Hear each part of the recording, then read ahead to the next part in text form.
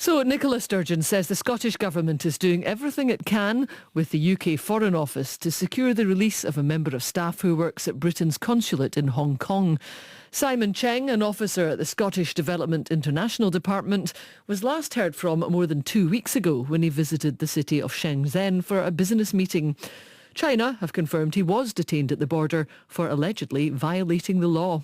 Well, the BBC's China analyst Kerry Allen gave me more details. The Foreign Ministry made a statement today, and they have a daily press conference in China, and in response to a question today where they were asked, can you comment on the British concerns about the detention of one of its employees? There were very vague details about exactly who it was, but we do believe it is Simon Chung, who's been missing since the 8th of August.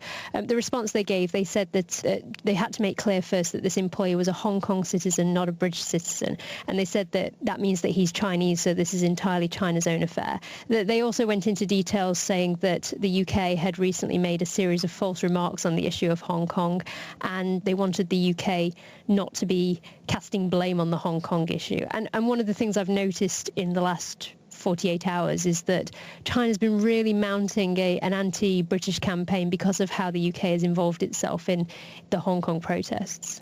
Have they actually said then why they've detained him? They've not really made it clear. It's an administrative detention, which is actually quite short, and China does this sometimes. It brings in people for something quite small. There was some suggestion that it might have been because of an altercation on a train. There's some footage on social media. People said that there was a Chinese person who was criticising somebody who was from outside China, is believed to be him, for taking someone's seat, but it's not entirely clear.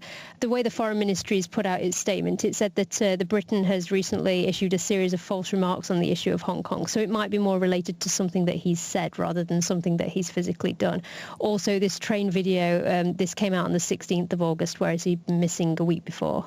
And what kind of response has there been now we have this confirmation? It's been interesting in mainland China because there has been this building rhetoric in the last 2 days that the UK should not be getting involved. So China has been making the point for a number of weeks now that Hong Kong, it says, is China's Hong Kong, that it's an area that was handed back by the UK. But I've seen some really interesting campaigns in the last 48 hours to really put pressure on the UK. And it's weird because previously, under Theresa May's government, there was a real playing up of what China called a golden era of Sino-US ties, and it said that the two countries were really close.